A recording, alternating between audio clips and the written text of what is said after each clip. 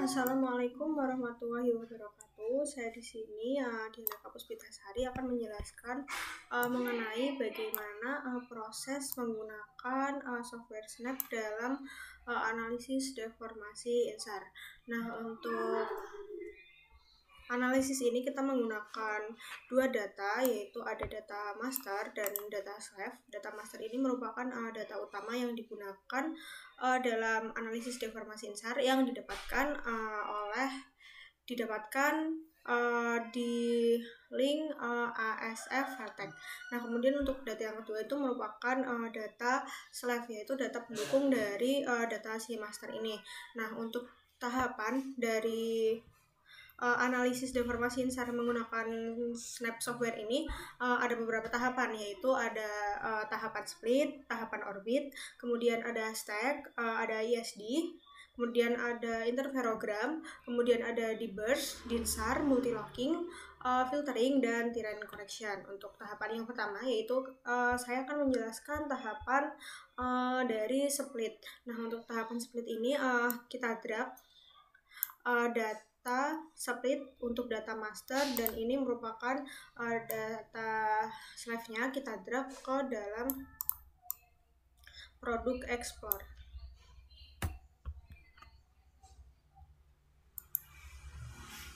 Nah, apabila sudah menunjukkan tanda seperti ini, maka data tersebut sedang diproses untuk dimasukkan ke dalam software Snap.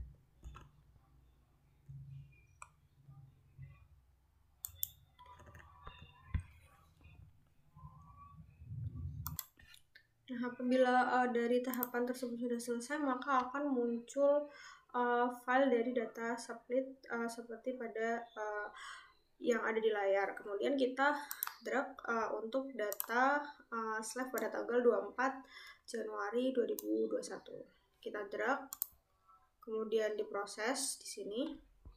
Nah, maka akan muncul dua data split di sini. Nah, dari proses split ini akan menemukan suatu daerah deformasi yang akan dianalisis untuk lebih lanjutnya. Nah, untuk proses split ini nanti kita akan klik pada file yang akan diproses, kemudian kita klik radar, kemudian kita klik sentinel tops, kemudian kita klik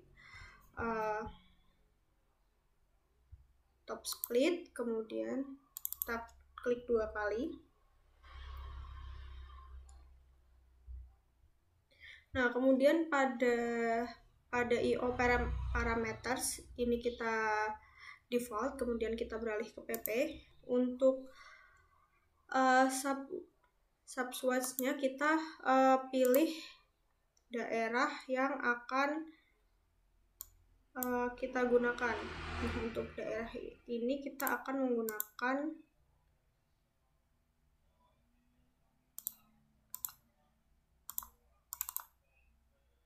subwatch IW3.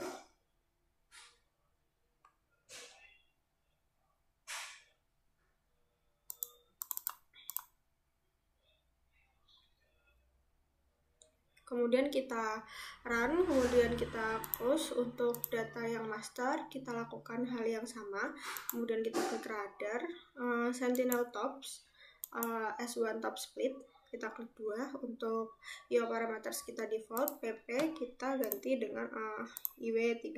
Kemudian kita klik run, kita klik run, kemudian kita oke. Kemudian untuk tahap yang kedua kita melakukan tahap orbit.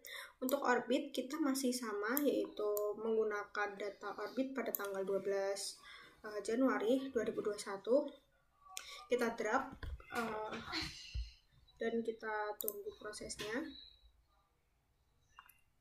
Kemudian kita masukkan lagi untuk data orbit pada tanggal data orbit slave pada tanggal 24 Januari 2021.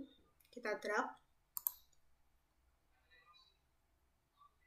Nah, untuk hasil akan muncul seperti ini. Lalu kita klik ke radar, kemudian apply orbit file, kemudian untuk IO parameters itu kita default.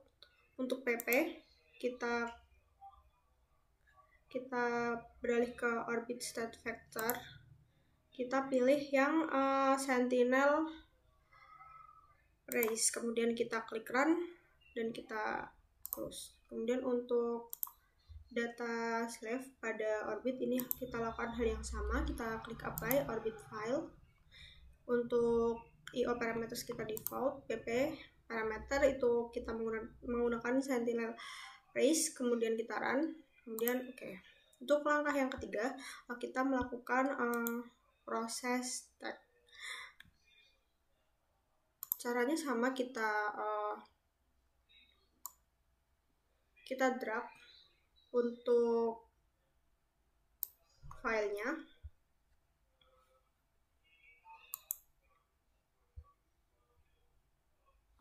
Jadi pada file stack ini kita hanya mendrag satu file, yaitu file yang data master, karena pada proses stack ini kita akan mencocokkan beda fase antara data master dan data slave yang akan kita proses. Kemudian kita klik stack itu menggunakan toolbar radar, kemudian kita klik co-registration, kemudian S1 top co-registration, kemudian S1 back geocoding. Kemudian kita add open, kemudian kita hanya pilih yang orbit.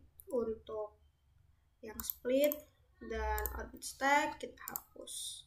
Kemudian back geocoding, kita klik back geocoding, kemudian kita centang pada output DRAM and daemon path. Kemudian kita klik run. Kemudian pada read di sini kita run. Oke, kemudian untuk langkah selanjutnya itu ada langkah ISD. Untuk langkah ISD ini juga sama, kita hanya menggunakan data master pada tanggal 12 Januari 2001, karena pada ISD ini mulai dari data stack ISD sampai selanjutnya itu data dari master dan data dari slave itu sudah tergabung menjadi satu atau sudah menyatu gitu, sudah menjadi data yang sempurna untuk analisis interferogram. Untuk caranya itu kita klik pada file ISD, kemudian kita klik radar, kemudian kita klik co-registration, kemudian S1 top co-registration, kemudian kita pilih enhance spectral diversity, kita klik.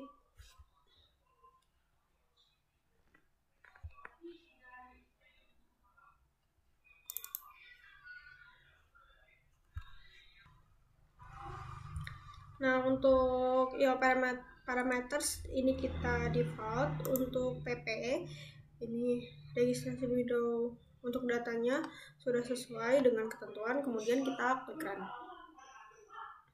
Nah, untuk proses selanjutnya yaitu ada proses interferogram.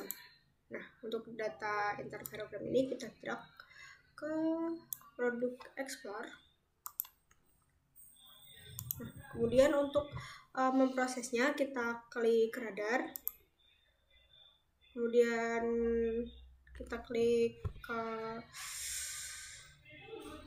interferogram, kita klik produk, kemudian interferogram formation, kemudian kita untuk IO parameters kita default, untuk PP kita default, kemudian run. Nah, dari hasil interferogram ini akan menentukan adanya perbedaan fase pada data yang kita analisis. Kemudian untuk langkah selanjutnya kita akan memproses langkah EDB atau dburst. Nah, langkah dburst ini tuh digunakan untuk mengetahui atau mendeteksi daerah laut yang nantinya akan ditampilkan daerah laut itu berwarna hijau. Nah, dari proses Dibers ini kita klik radar,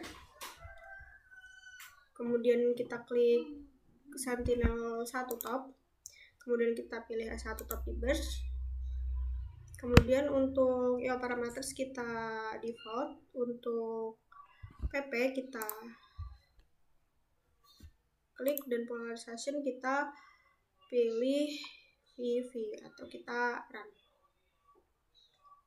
Oke, kemudian untuk langkah selanjutnya setelah Dibers itu ada langkah dinsar. Kita drag file dinsar.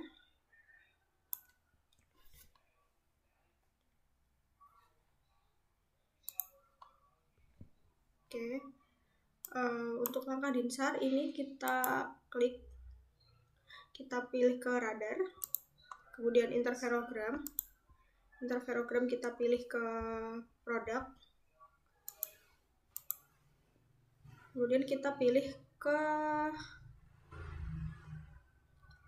topografi path removal, kemudian kita IO parameters kita default, PP kita pilih untuk output topographic path band, kemudian kita pilih juga output elevation band, kemudian kita klik run. Kemudian dari hasil dinsar ini itu digunakan untuk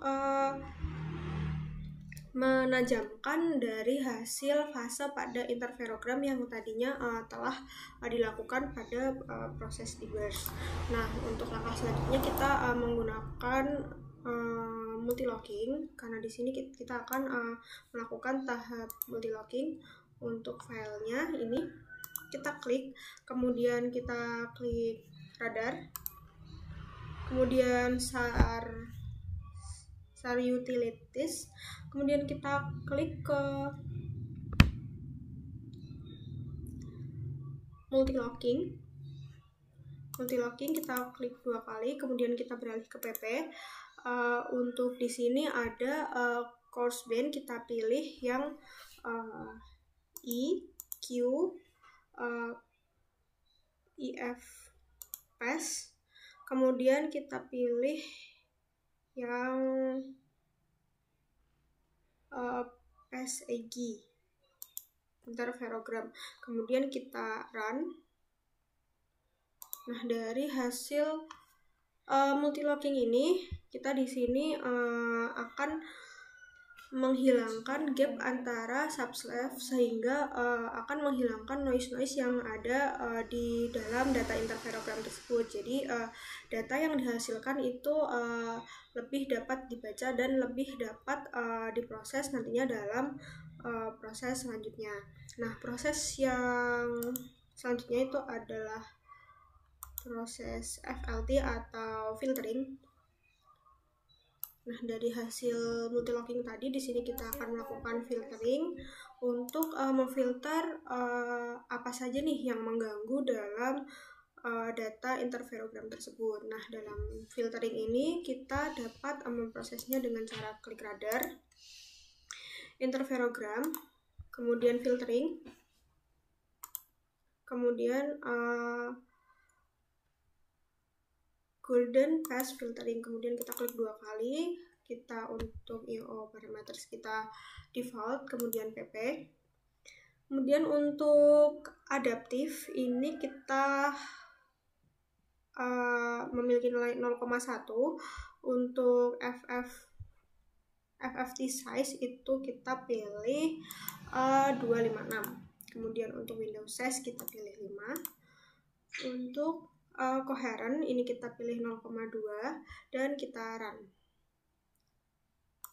Nah, dari hasil filtering ini nantinya kita akan menghasilkan data-data yang jauh lebih bagus. Nah, untuk data filtering ini dapat dihasilkan data yang dari data filtering ini kita dapat melihat data yang sudah kelihatan untuk fringe-nya. Nah, di sini kita akan melihat adanya gelombang-gelombang pengulangan dalam interferogram yang nantinya akan diinterpretasikan sebagai deformasi dalam daerah penelitian. Untuk tahapan yang terakhir yaitu tahapan Tiran correction. Untuk tahapannya kita dapat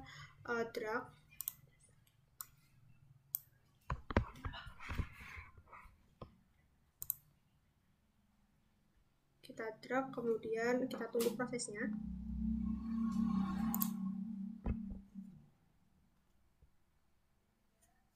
Nah, untuk proses dari Tiran correction ini kita klik radar, kemudian geometric Tiran correction, kemudian range default terrain correction, kita klik 2 kali, kemudian untuk IO parameters kita default, untuk PP parameter kita default, kemudian kita run.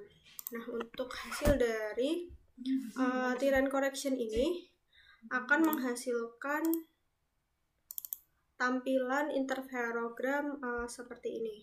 Nah, hasil interferogram seperti ini sudah terpisah dengan batas-batas laut. Jadi untuk hasil dari interferogram ini hanya menghasilkan data-data untuk daratnya saja. Nah, dari hasil tersebut kita bisa melihat adanya pengulangan gelombang warna pada daerah utara ini. Nah, dari daerah utara ini kita dapat menginterpretasikan jika pada daerah penelitian itu terjadi adanya deformasi di bagian utara daerah penelitian, atau daerah ini merupakan daerah Lombok, atau bisa dikatakan di daerah Lombok Utara. Nah, untuk langkah-langkah analisis deformasi INSAR, untuk hasilnya kita dapat melihat dengan cara klik plus pada file data, kemudian kita klik plus pada band, kemudian kita pilih untuk yang data pas. Kemudian untuk melihat berapa nilai dari pas tersebut, kita bisa klik ke color manipulation. Nah, di sini kita dapat melihat berapa sih rentan nilai antara yang nilai pas terbesar dan nilai pas terkecil yang ada pada deformasi tersebut. Nah, mungkin sekian dari saya untuk penjelasan analisis deformasi INSAR menggunakan software Snap. Apabila ada kesalahan dan kekurangan mohon dimaafkan. Wassalamualaikum warahmatullahi wabarakatuh.